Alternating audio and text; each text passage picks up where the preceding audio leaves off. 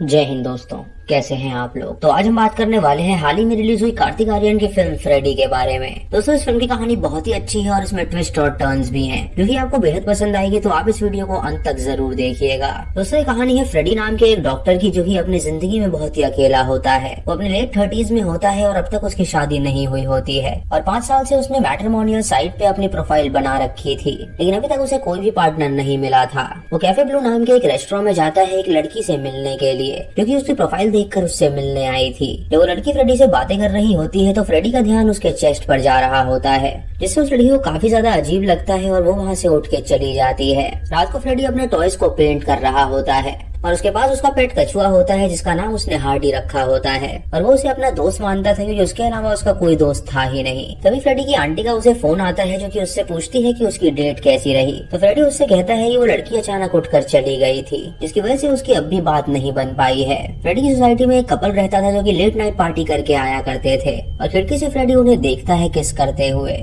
और उसके मन में ये उत्तेजना होती है कि आखिर उसकी पार्टनर उसे कब मिलेगी। अगले दिन फ्रेडी अपने क्लिनिक में जाता है और वहाँ पे एक बच्चे का इलाज करता है और रात को जब वो घर पे होता है तो उसे एक लड़की का कॉल आता है, जो कि उससे कहती है कि उसने उसकी प्रोफाइल देखी है और वो उसे काफी पसंद आया है, तो कल वो उससे मिलने आए ताकि वो आगे की बातें कर सके। ये सुन के फ्रेडी उसे ब्लू कैफे में बुलाता है और वहाँ पे उसका इंतजार करने लगता है, लेकिन उसके मिलने का टाइम निकल जाता है और वो लड़की वहाँ पर फिर भी नहीं आती। उसी कैफे में उसकी सोसाइटी का वो कपल वहीं पे बैठा हुआ होता है और ये सब उनका प्लान था और उन लोगों ने ही उसके साथ ये प्रैंक किया था। जब फ्रेडी वहाँ से जा रहा होता है तो वो उसे चिढ़ाने लगते हैं, जिससे फ्रेडी को पता चलता है कि उन्होंने मजाक किया है, लेकिन वो उन्हें फिर भी कुछ नहीं कहता और वहाँ से चला जाता है। रात को वो एक शादी में जाता है, जहाँ पे उसकी एक आंटी उससे बात करती है। उससे कहती है कि अब उसकी उम्र हो गई है तो वो कब शादी करेगा। तो फ्रेडी उससे कहता है कि उसे कोई भी लड़की नहीं मिल रही है। तभी वो आंटी उससे कहती है कि सामने जो ब्लू ड्रेस वाली लड़की है वो उसे घूर रही थी, यानी कि वो उसे पसंद करती है, तो वो जाए और उससे बात करे। ये सुन के फ्रेडी उसकी बात मान लेता है और उस लड़की से बात करने के लिए जाता है। उससे कहता है कि आखिर वो उसे क्यों देख रही थी। तो लड़की उससे कहती है कि उसने उसे देखा ही नहीं था। तभी उस लड़की का पति वहाँ पे आता है और उससे कहता है कि क्या वो उसकी बीवी से फ्लर्ट कर रहा है। फ्रेडी उससे कहता है कि ऐसा कुछ भी नहीं है। तो ये बात सुन के वो फ्रेडी को थप्पड़ मार देता है, जिससे वो जमीन पे गिर जाता है और उसके बाद वो जबरदस्ती अपनी बीवी को वहाँ से ले जाता है। मार खाने के बाद फ्रेडी आंटी के पास जाता है और उनसे पूछता है कि अगर वो जानती थी कि वो शादीशुदा है तो उसने उसे वहाँ पे क्यों भेजा। तो आंटी उससे कहती है कि वो उसकी प्रैक्टिस करवा रही थी और ये कह के वो वहाँ से चली जाती है। रात को फ्रेडी जब सो रहा होता है तो उसे उसी लड़की की याद आने लगती है, मानो कि उसे उससे प्यार हो गया हो।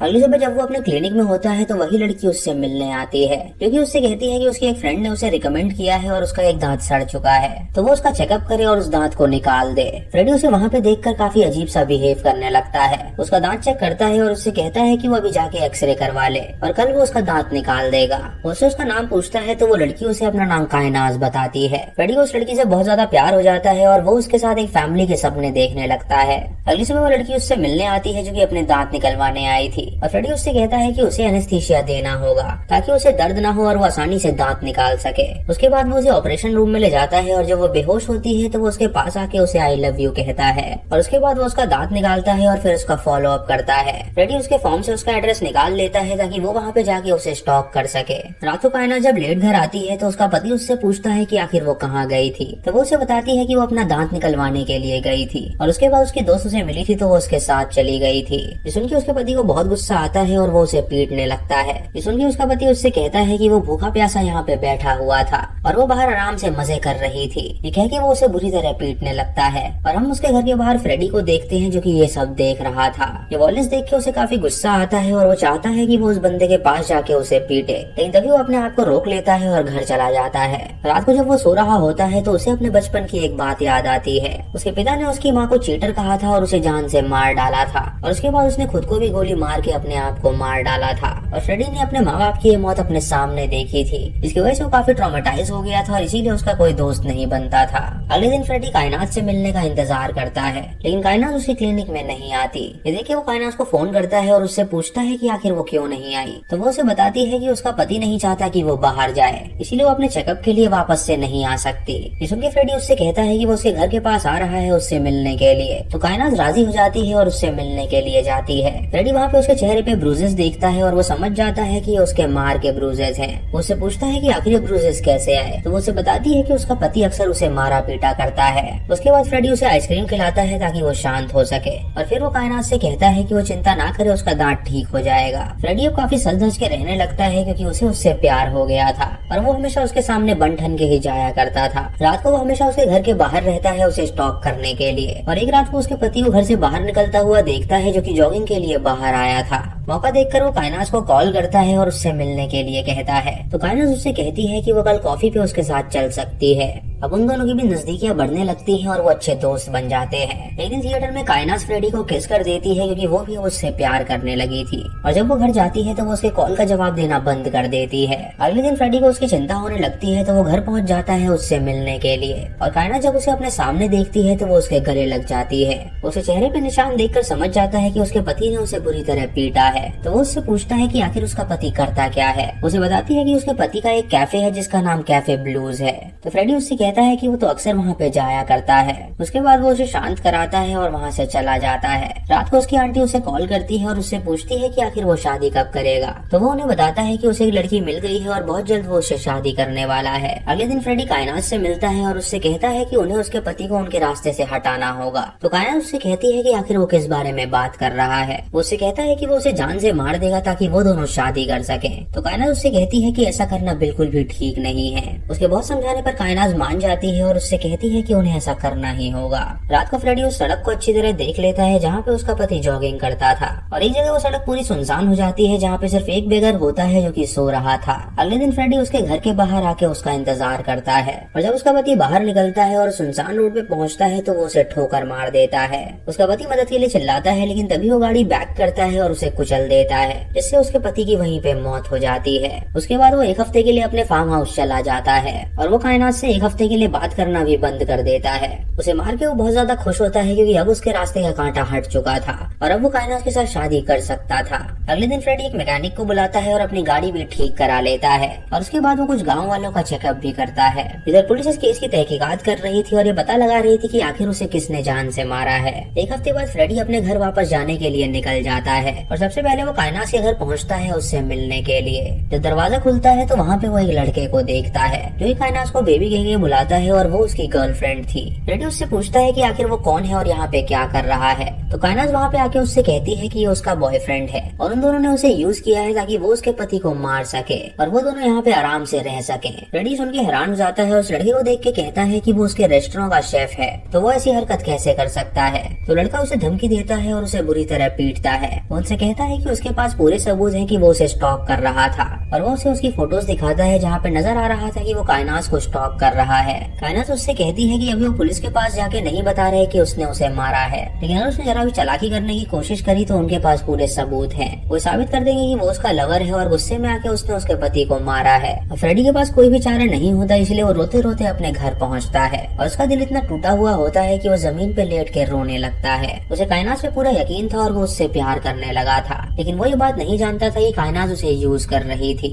इधर कायनात अपने घर में अपने बॉयफ्रेंड के साथ होती है जहाँ वो उससे कहती है कि उसके पति के मरने के बाद वो कैफे अब उसके नाम हो चुका है और अब वो उसे अपनी तरह से रन करेगी। इधर फ्रेडी अपने सारे के सारे कपड़े जला देता है जो कि उसने कायनात को दिखाने के लिए खरीदे थे और वो बदले की आग में बुरी तरह तड़पने लगता है। रात को फ्रेडी अपनी आंटी के पास जाता है और उनके गले लग जाता है और उन्हें बताता है कि उसकी गर्लफ्रेंड ने उसके साथ ब्रेकअप कर लिया है। उसकी आंटी उसे समझाती है और उससे कहती है कि प्यार में ये सब चलता रहता है। अगले दिन वो कायनात को रेस्टोरेंट में जाता है और वहाँ पे आइसक्रीम ऑर्डर करता है और जब कायनात उसका बॉयफ्रेंड उसे वहाँ पे देखते हैं तो उन्हें काफी गुस्सा आता है। वो उनके सामने रोते हुए आइसक्रीम को खाने लगता है और वो दोनों जब उसके पास आते हैं तो वो उसे बहुत ही बुरा भला कहते हैं। उससे पूछते हैं कि आखिर वो चाहता क्या है। तो वो उनसे कहता है कि वो बस उसे सॉरी बोल दे, वो यहाँ से चला जाएगा। ये सुन के कायनात अपने बॉयफ्रेंड से कहती है कि वो उसे पीटे, तो वो उसे पीटता है और उसे धमकी देता है कि अगर वो दोबारा यहाँ पे आया तो वो पुलिस को सब कुछ बता देगा। फ्रेडी को इससे बहुत बुरा लगता है और वो पूरी प्लानिंग करने लगता है। वो कायनात की सारी डिटेल्स निकालता है जो कि उसने उसे बताई थी और उसके मुताबिक वो उन दोनों को ही तंग करने का सोचता है। जब वो दोनों बाहर जाते हैं तो वो उनके दरवाजे की डुप्लीकेट चाबी बनवा लेता है और उनके घर को खोलने के बाद वो उनके फ्रिज में जो खाना होता है उसके अंदर नशीली दवा मिला देता है ताकि उन्हें नींद आ जाए और वो उठ ना सके। फिर वो वॉशरूम में जाता है और उसके बॉडी वॉश में एक लिक्विड मिलाता है जिससे कायनास को बहुत ज्यादा एलर्जी थी। तभी वो दोनों वहाँ पे आ जाते हैं तो वो उनके खिड़की के बाहर जाके छुप जाता है। कायनास वॉशरूम में जाके अपना बॉडी वॉश लगाती है और उसका बॉयफ्रेंड किचन में जाके खाना गर्म करता है। मौका देखकर फ्रेडी वहाँ से निकल जाता है और उसके बाद वो दोनों खाना खाते हैं। रात को वो दोनों दवा की असर से बहुत ज्यादा गहरी नींद में होते हैं और मौका देखकर फ्रेडी उनके घर में दाखिल हो जाता है। वो कायनास के फोन से खुद को मैसेज करता है कि क्या वो उसकी कार बोरो कर सकती है। उसके बाद वो उसके बॉयफ्रेंड का फोन लेता है और उसके अंदर से अपनी सारी फोटो डिलीट करता है और नीचे जाके वो उसकी कार का ब्रेक फेल कर देता है ताकि उनका एक्सीडेंट हो जाए और वो मर जाए। जब कायनास की आंखें खुलती हैं तो वो देखती है कि उसके स्किन में एलर्जी हो गई है, जिसकी वजह से वो अपने बॉयफ्रेंड को उठाती है और वो दोनों अपनी कार में बैठ के हॉस्पिटल जाने के लिए निकल जाते हैं। लेकिन तभी उनकी गाड़ी का एक्सीडेंट हो जाता है जिससे उन दोनों को बहुत चोट आती है। दोनों की जान बच गई होती है और वो सोचने लगते हैं कि आखिर ये सब कैसे हो गया। अगले दिन जब वो दोनों अपने घर में होते हैं तो कायनास को उस रेस्टोरेंट से कॉल आता है और उनका एम्प्लॉय उसे बताता है कि किसी ने जोमेटो पे उनका बैड रिव्यू दिया है जो कि काफी वायरल हो गया है और उनके रेस्टोरेंट में कोई भी नहीं आ रहा। ये सुन के वो दोनों तैयार होकर वहाँ से निकल जाते हैं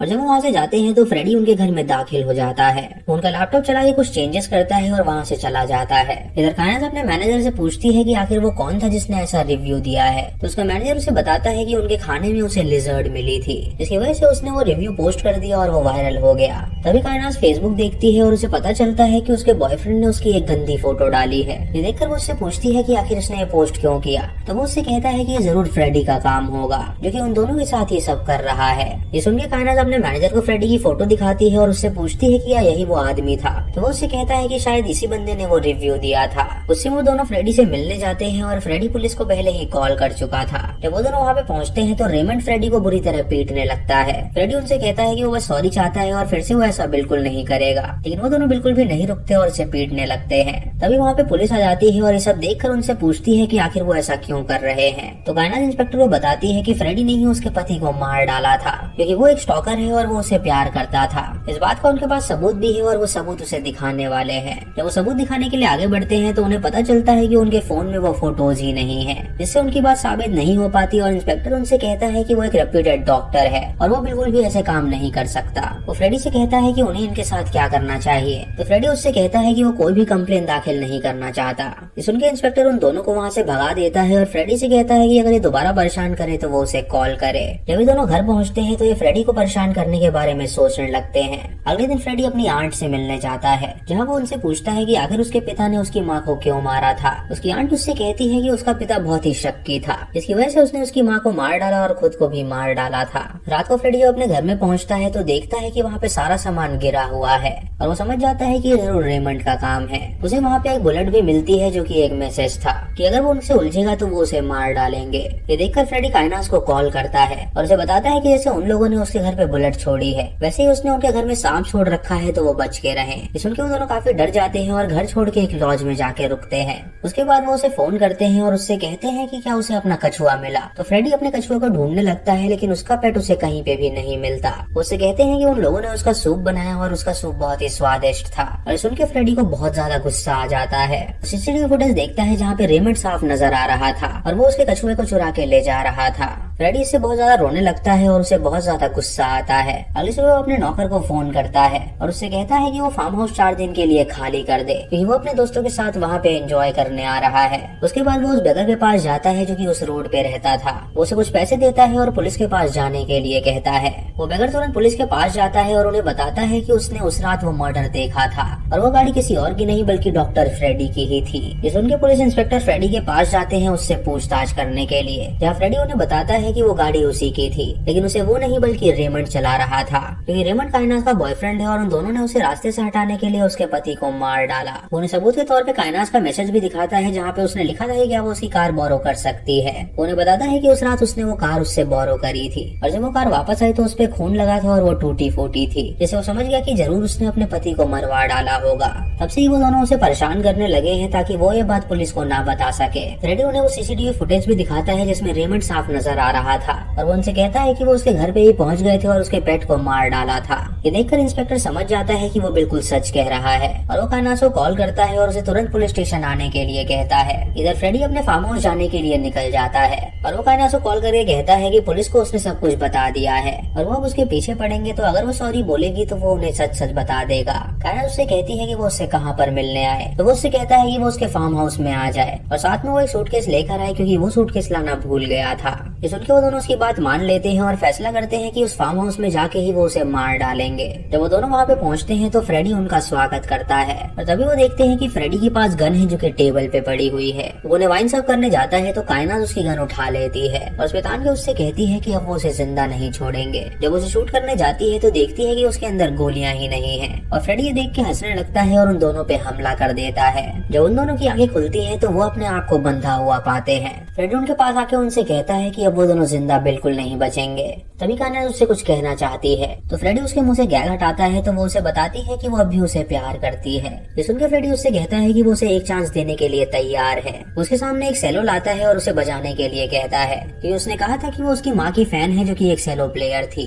वो उस सेलो को नहीं बजा पाती तो फ्रेडी उससे कहता है कि उसने उसे एक और झूठ बोला था, इसीलिए वो उसे वापस से बांध देता है और उसके बाद वो उसके बॉयफ्रेंड के सारे दांत निकाल देता है और उधर झेलते हुए उसकी मौत हो जाती है और वो उसे बाहर गाड़ देता है। इधर पुलिस अब उनके घर पहुंचती है तो उन्हें वो दोनों नजर नहीं आते और तभी उन्हें उनके लैपटॉप में एक सीसीटीवी फुटेज मिलती है जिसमें ये नजर आ रहा था कि वो दोनों सूटकेस लेके कहीं भाग रहे हैं, जिससे उन्हें लगता है कि वो दोनों शहर छोड़कर भाग चुके हैं। उसके बाद फ्रेडी काइनास के सारे दांत निकाल देता है और उसे भी बहुत तेज दर्द होने लगता है और फिर वो उसे अपने गार्डन में ले जाके गाड़ देता है और उसे दफना देता है। एंड सीन में हम फ्रेडी को देखते हैं जो कि उनकी कब्र के ऊपर लेटा हुआ था और इसी के साथ ये मूवी यहीं पे खत्म हो जाती है। तो दोस्तों ये थी फ्रेडी फिल्म की कहानी जो कि काफी अच्छी थी। आपको इसकी कहानी कैसी लगी आप हमें कमेंट सेक्शन में जरूर बताइएगा। दोस्तों इस फिल्म में कार्तिक आर्यन ने बहुत ज्यादा अच्छा काम किया है, तो आप इस फिल्म को एक बार डिज्नी प्लस हॉटस्टार पे जरूर देखिएगा। ये फिल्म बाकी फिल्मों से बहुत ज्यादा अलग है and this film is inspired by the dentist जो कि 1996 में आई थी। दोस्तों मेरे मुताबिक इस फिल्म में और भी ज्यादा ब्रुटैलिटी होनी चाहिए थी। फ्रेडी पूरी तरह साइको दिखाना चाहिए था जो कि सिर्फ दांत निकाल के ही टॉर्चर नहीं करता, बल्कि और भी इसमें ब्लडी सीन्स होने चाहिए थे। बॉलीवुड के पॉइंट ऑफ व्यू से मैं देखूं तो ये मूवी काफी अच्छी है। आपको ये कैसी लगी आप हमें कमेंट सेक्शन में जरूर बताइएगा। चैनल पे नहीं तो सब्सक्राइब करें और बेल आइकॉन दबाएं नोटिफिकेशंस के लिए। दोस्तों वीडियो को लाइक और शेयर करना बिल्कुल मत भूलिएगा। तो मैं मिलता हूँ आपको अगली वीडियो में, तब तक के लिए जय हिंद।